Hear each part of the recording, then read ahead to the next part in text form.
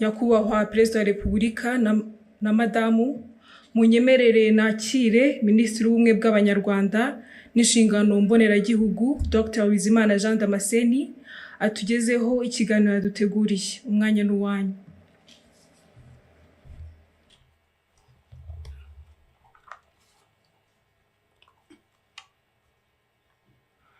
Nyakubahwa Perezida wa Repubulika, mbashimiye umwanya mumpaye w'ikiganiro k'uyu munsi wo kuzirikana Jenoside yakorewe Abatutsi ituruka ku bukoloni bwimitse irondabwoko ryatumye Jenoside itekerezwa, igakorwa, amahanga bireba. Isuzuma ry'amateka ngiye kunyuramo mu nshamake rirerekana ko nta gihugu na kimwe ku isi kimaze imyaka 109 gisenya ikindi nk'uko Ububiligi bubikorera u Rwanda kuva bwagikoloniza.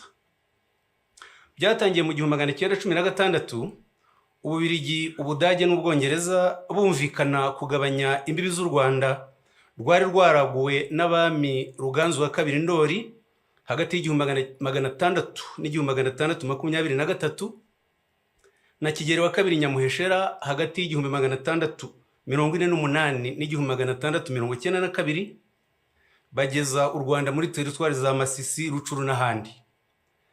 Hakurikiyeho amategeko akakaye, harimo iryo kuwa 21 Werurwe 1917 ryashyizeho ibihano by'ikiboko, n'iryo kuwa 26 Nyakanga 1925 ryambuye u Rwanda ubusugire bwarwo, ndetse n'irindi ryo kuwa 11 Mutarama 1926 ryemeje ko u Rwanda ruzagengwa n'amategeko ya Kongo nayo yashyirwagaho n'Ububiligi. Aya mategeko yateye u Rwanda akarengane, anacamo ibice Abanyarwanda. Mu mwaka wa 1924 n'1946 Ububiligi bwagiranye amasezerano n'umuryango w'abibumbye yateganyaga kugeza u Rwanda ku ngingo 3 zikurikira. Iya mbere, ubwisanzure bwa politiki, ubukungu, imibereho myiza n'iterambere ry'uburezi, kwigenera ibikwiriye Abanyarwanda bakayobora igihugu cyabo ubwabo, kubahiriza uburenganzira bwa muntu nta vangura rishingiye ku bwoko, igitsina, ururimi cyangwa idini. Ntibyakozwe, ahubwo Ububiligi bwinjije irondabwoko mu Banyarwanda nk'iryari iwabo hagati y'Abaframa n'Abawalo. Hatangizwa impinduramatwara hagati y'1926 n'1932 ryayobowe n'Ababiligi babiri, Voisin na Morteran. Umwami Musinga yarabirwanyije bamucira Kongo. Tariki 12 Ugushyingo 1931 bimika umwana we Rudahigwa nyuma y'iminsi 4. Kugira ngo ashobore kuyobora, Rudahigwa yahisemo kutarwanya abazungu. Arabatizwa mu mwaka wa 1943 anegurira u Rwanda Kristo Umwami mu 1946. Papa Pio wa 12 byaramushimishije amugenera impeta, ayambikwa tariki 20 Mata 1947. Byatumye Ababiligi bamworohera, afata ibyemezo bica akarengane, ariko aharanira ubwigenge bw'igihugu birabarakaza.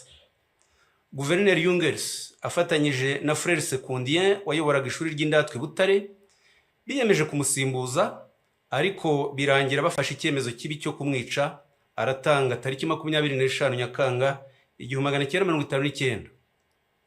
Nyakubahwa Perezida wa Repubulika, nta kindi gihugu cya Afurika abakoloni biciye abami babiri, umubyeyi n'umwana we, ku maherere. Ububiligi bwakurikijeho gushyira ku butegetsi ishyaka rya Parmehutu ryubakiye ku irondabwoko, ritangaza manifeste enye zikurikirana. Tariki ya 1 Ukwakira 1959, 27 Kanama 1961, 21 Kamena 1964 na 7 Kamena 1969. Zose izi manifeste zigishaga ko igihugu ari icy'Abahutu, kwica Abatutsi bigirwa gahunda ya leta yubakiye kuri iyo politike. Guhera ku itariki 3 Ugushyingo 1959, Colonel Logiste yoherejwe n'Ububiligi avuye muri Kongo yunganiwe na Major Mariere, bahabwa ingabo z'Ababiligi n'Abanyekongo zo kubafasha gushyira Parmehutu ku butegetsi. Tariki 12 Ugushyingo 1959 Colonel Logiste yategetse kwimura abatutsi ku gahato mu bice bimwe by'igihugu bajyanwa mu Bugesera. Umwaka w'1961 urangira hagejejwe ibihumbi 13,890. Bahagiriye ubuzima bubi bagasaba gusubizwa iwabo, Ububiligi bukabyanga. Abatutsi bamwe bagerageje kwimukira rwihishwa mu zindi teritwari, Ababiligi bakabirukana. Ndabaha urugero rumwe. Itariki ya mbere Kanama 1960, administrateur wa Nyanza witwaga Emmanuel de Jamblin yandikiye abashefu amabwiriza avuga ko bagomba kwirukana abatutsi muri aya magambo: hari abantu birukanwe muri teritwari ya Gitarama bagerageza gutura mu mayaga, ni mubirukane vuba. Nta numwe muri bo ushobora gutura mu mayaga cyangwa ahandi muri teritwari ya Nyanza, bagomba kujya mu Bugesera. Ni mukurikiza aya mategeko aka kanya, inka zabo nazo zigomba kwirukanwa. Tariki 17 Ugushyingo 1959, Colonel Logiste abigiriwemo inama na Musenyeri Perodin yatumije ba administrateur abategeka kwirukana abakozi b'abatutsi mu mirimo, bakabasimbuza abahutu. Abishyira mu itangazo yandikiye abaturage tariki 23 Ukuboza 1959, rikabivuga muri aya magambo ko bikorewe kugirira neza abahutu ngo batwarwe na bene wabo. Ishyaka rya Unare ryaharaniraga ubwigenge ryarabirwanyije, barihimbira ko ari ry'abatutsi bararirwanya, bariteza Kiliziya Gatulika baryitirira amatwara ya gikomuniste. Nyamara Unare yarimo ibyiciro byose by'abanyarwanda, duhereye kuri perezida waryo François Rukeba n'umunyamabanga mukuru Michel Rwagasana. Tariki 23 Kamena 1961, Ububiligi bwashyizeho itegeko ribi rifungura abantu ibihumbi 2,000 bakoze ubwicanyi hagati ya 59 na 61, rikavuga ko abazafungurwa ari abakoze ibyaha bikurikira bitatu byanditse gutya: kwica no gutwika abantu bagahira mu nzu, kwica umuntu buhoro buhoro cyangwa kumukomeretsa, gutegeka gusahura cyangwa kwica. Irondabwoko ryakomereje mu ishyirwaho ry'ingabo z'igihugu, bishingwa Colonel Van der Straten yemeranya na Colonel Logiste uburyo bizagenda. Tariki 29 Nzeri 1960, inyandiko mvugo ikabivuga gutya: ingabo z'igihugu zizaba zigizwe n'abahutu gusa. Ntidushaka kwitwaza kutabogama cyangwa demokarasi ngo twinjizemo umututsi n'umwe. Abatutsi bazajya bashaka kwinjiramo tuzajya twemeza ko badashoboye. Nubwo iyi mikorere irimo akarengane, ntidushaka kuvanga ihene n'ishu ngo twinjize mu ngabo zacu abantu bazaduteza ibibazo. Iperereza ry'Ububiligi ryagize impungenge ku miterere y'izo ngabo, rirabyandika ku itariki 30 Mata 1961 muri aya magambo: mu Rwanda itoranwa ry'ingabo z'igihugu rikurikiza kwinjizamo abahutu bonyine. Iyo zigiye mu kazi zishyira imbere kuba ari abahutu kurusha inshingano za kinyamwuga zagombye kuranga umusirikare n'umupolisi. Turasanga bidakwiye kubashinga akazi k'umutekano. Byageze aho General witwa Document wayoboraga urwego rw'abofisiye b'Ububiligi abyandikira Minisitiri w'Ingabo tariki 27 Ugushyingo 1961 muri aya magambo ati: gutsimbarara kuri politike yo gushinga ingabo z'u Rwanda uburinzi n'umutekano imbere mu gihugu ni ugutera ikibazo cy'uko nizikora ubwicanyi Loni ishobora kuzita jenoside, tuzahura n'ingorane zo gushinjwa ubufatanyacyaha. Muri Werurwe 1962, ingabo z'u Rwanda zatangiye ubwicanyi Ibyumba, zica abatutsi barenga ibihumbi 2,000 barimo umuforomo wabavuraga Claver Ndejuru wiciwe Ngarama, byandikwa mu binyamakuru by'amahanga. Mu Kuboza 1963, ingabo z'u Rwanda ziyobowe n'abofisiye b'Ababiligi Dubois, Florquin, Turpin na France zisha abatutsi benshi mu gihugu barenga ibihumbi 35. Abadiplomate, abamisiyoneri, abakozi n'itangazamakuru mpuzamahanga n'abashakashatsi bahurije kwemeza ko ari jenoside. Ingero nkeya: telegramu ya ambasaderi w'Ububiligi yo ku itariki 24 Ukuboza 1963 yabyanditse gutya ati: hari abantu benshi bafatwa bagafungwa mu buryo bunyuranyije n'amategeko. ndabona aho ibintu biriho bigana ari iyicwa ry'abatutsi benshi. Ambasaderi w'Ubufaransa mu Rwanda Marc Barbe nawe yanditse indi telegramu tariki enye Mutarama 1964 atanga icyegeranyo cy'abishwe muri aya magambo. Ati muri Gikongoro abaturage b'abahutu biraye mu batutsi barabica batarobanuye kugeza tariki 25 Ukuboza 1963 hamaze kwicwa abagera ku bihumbi 15. Tariki 31 Ukuboza 1963 Ambasaderi Barbe yasobanuye uko ibikorwa by'ubwicanyi byakorwaga, abyandika atya: ati ubutegetsi bwatangije ibikorwa byo kwica.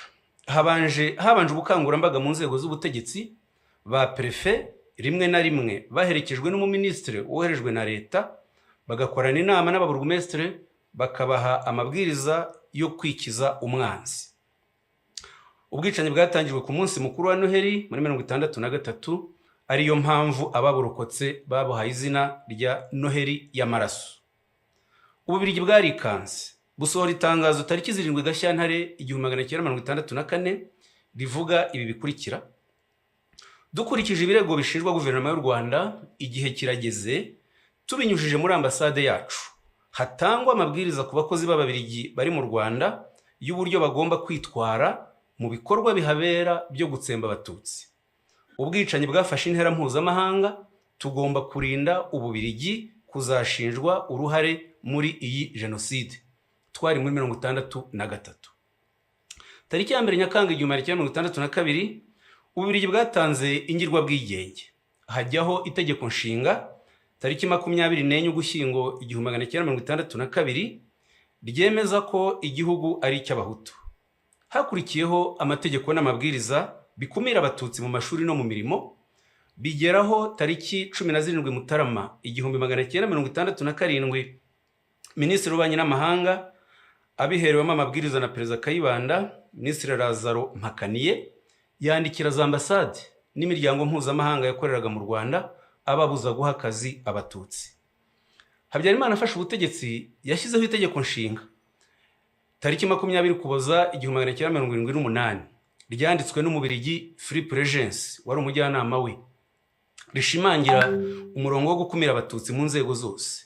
Mu Kwakira 1982 Ubugande bwirukanye impunzi z'Abanyarwanda zigeze mu Rwanda, u Rwanda narwo ruzisubiza i Bugande. Ako karengane nyuzemo mu ncamake katumye FPR ivuka itangiza urugamba rwo kubohora igihugu mu Kwakira 1990. Ububirigi, Ubufaransa na Kongo bohereje ingabo zirwanya FPR. Habyarimana asubiramo abitangariza itangazamakuru ko impunzi z'Abanyarwanda zitazataha mu mahoro. Arabivuga ku itariki ya 2 n'iya 4 Ukwakira muri aya magambo ati: aho kubaha agace k'ubutaka bwacu uko kangana kose, tuzemera turwane kugera ku wa nyuma. Abatutsi barashaka kugarura ubundi buhake kugira ngo bigarurire aka karere. Ntabwo twabona aho tubashyira, nta gukomeza kwitwaza ubuhunzi, bazake ubwene gihugu aho bari muri Uganda na Zaire. Nibwo bazemererwa kuza mu Rwanda, nabwo igihe kigufi baje gusura bene wabo. Mu gihe cy'imyaka 4 hagati y'1990 n'1994 leta ya Habyarimana yangishije Abanyarwanda FPR, iyita inyangarwanda, inkoramaraso, abansi. Bayihimbira ko igamije gutsemba rubanda nyamwinshi. N'abategetsi bamwe b'Ububirigi n'Ubufaransa ntibafataga FPR nk'Abanyarwanda. Tariki 3 Gashyantare 1991 Amiral Langsade wari umugaba mukuru w'ingabo z'Ubufaransa akaba n'umujyanama wa Perezida Mitterrand yamwandikiye inyandiko avuga ko FPR igizwe n'Abagande b'Abatutsi. Yongera kumwandikira indi nyandiko tariki 22 Mata 1991 yita FPR inyeshyamba z'Abagande b'Abatutsi. Iyi myumvire ni nayo yitirirwa M23 muri iki gihe, kwima rero itsinda ry'abantu uburenganzira bwo kuba iwabo bazizwe ubwoko bwabo n'icyaha kigize jenoside. Ubufaransa bwarabishyigikiye ndetse bufatanya n'Ububirigi. Ububirigi butanga imbaraga za politike ku buryo ishyaka rya IDC ryashyigikiye MRND no mu bwicanyi yakoraga. Ku matariki ya 17 na 18 Mutarama 1991 IDC yakiriye intumwa za MRND ziyobowe n'umujyanama wayo wa Perezida Habyarimana Enoch Ruhigira, zakirwa na Minisitiri w'Intebe Wilfried Martens.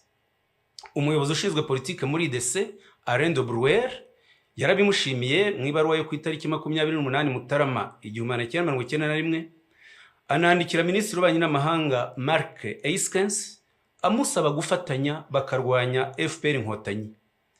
MRND yashyizeho abahuzabikorwa b'iyi gahunda, Karwera Mutwe Speransia na Ferdinand Nahimana Muzi wabaye ruharwa mu itegurwa rya jenoside no mu buyobozi bwa RTRM. Tariki 12 Werurwe 1993 umunyamabanga mukuru wa IDC André Louis yanditse ashyigikira ijambo Lewo Mugesera yavuze rihamagarira kwica abatutsi ku Kabaya. Tariki 21 Mutarama 1993 André Louis yagiye mu Bufaransa kubonana n'abayobozi b'ishyaka rya Perezida Mitterrand, bumvikana gushyigikira MRND mu buryo bwose. Babikoraga bafite ibimenyetso byose ku itegurwa rya jenoside ryakorwaga na Habyarimana na leta ye. Hagati y'itariki 19 Mutarama na 11 Werurwe 1994 Lieutenant Nice wari ushinzwe iperereza mu ngabo z'Ububiligi za Minuar yanditse raporo 29 agaragaza itegurwa rya jenoside ntibyabujije Ububiligi tariki 2 Gashyantare 1994 kwirukana umwamikazi Rosalia Gicanda wivurizagayo, arataha yicwa tariki 20 Mata 1994. Ntibyanababujije gutererana abatutsi bari babahungiyeho muri Eto Kicukiro tariki 11 Mata 1994.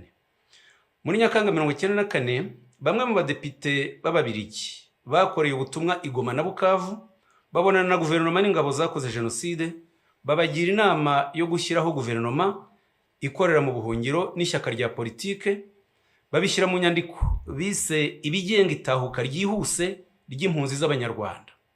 Iyi nyandiko yatangajwe tariki 20 Ukwakira 1994, ikaba ariyo ikomokaho FDLR y'iki gihe ikomeje ubwicanyi mu karere ku bufatanye na leta ya Kongo n'ingabo zayo.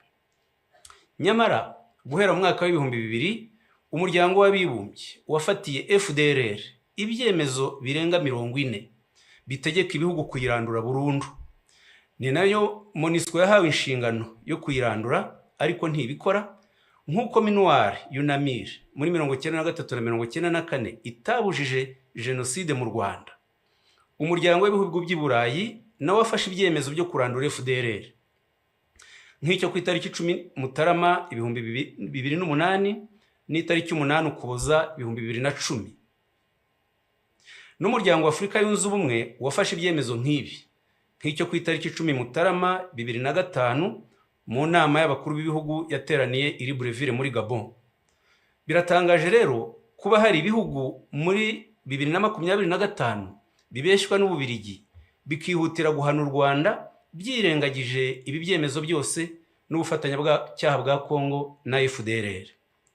Ibyo bihugu bivuga iyubahirizwa ry'amategeko mpuzamahanga, bikayarebera ku ruhande rumwe rwa Kongo, ntibite ku busugire bw'u Rwanda bwatewe kenshi na FDLR, ntibite ku karengane k'impunzi z'abanyekongo b'abatutsi zirukanwa na FDLR zimyaza imyaka 31 mu buhungiro. Kongo yita izo mpunzi udukingirizo, le pantin. Ni kimwe nuko hagati ya 1990 na 1994 leta ya Habyarimana n'abambari bayo bitaga FPR Inyangarwanda z'Abagande. Ni nabyo muri Nyakanga 1994 Perezida Mitterrand yagaragaje avuga ngo muri biriya bihugu jenoside nta kintu kinini isobanuye. Kuva muri Nyakanga 1994 kugeza magingo aya, Ububiligi nicyo gihugu cy'i Burayi gikorerwamo ipfobya rya jenoside yakorewe abatutsi no kugoreka amateka yayo nta nkurikizi. Nyamara nta ushobora gutinyuka guhakana jenoside yakorewe Abayahudi ngo bimugwe amahoro, kandi jenoside ari zimwe mu rwego rw'amategeko, ku buryo n'ibyaha byo kuzipfobya byagombye gufatwa kimwe. Ubu ngubu inyandiko zifashishwa n'amahanga mu guharabika u Rwanda zitegurwa n'abiyita impuguke z'Ababiligi zibeshya ko zize u Rwanda, kandi nizo zagize uruhare mu kwangiza amateka y'u Rwanda, harimo kwandika itegeko nshinga ryo muri 62 na 78 n'amategeko y'irondabwoko yakoreshwaga mu Rwanda. Umwe muri zo, Philippe Regency, abyigamba ku mbuga nkoranyambaga ko bagomba guca icyo yita agasuzuguro k'u Rwanda. Hariho n'ibihugu nk'Ubwongereza byinangira mu kohereza abakoze jenoside mu Rwanda no kutabacira imanza. Nyakubahwa Perezida wa Repubulika, ngana ku musozo, ubugome busenya u Rwanda bwakoreshejwe muri imyaka 31 ni bwinshi, ariko ntacyo bwadutwaye kubera ubuyobozi tubakesha bwubaka ubumwe bw'Abanyarwanda. Ijoro ribarwa riraye, tuzi urwobo mwakuyemo u Rwanda isi yarutereranye, tuzi naheza mu rugejeje, dufitanye namwe igihango tudashobora gutatira. Ntituzemera abasenya ubumwe bwacu n'abimika ingengabitekerezo yasubiza u Rwanda mu icuraburindi. Uburenganzira bwacu bwo kubaho twihitiyemo ibidukwiriye ni ntavogerwa. Ababikerensa ntibaduheho, babyumve batureke. Ndabashimiye Nyakubahwa Perezida wa Repubulika.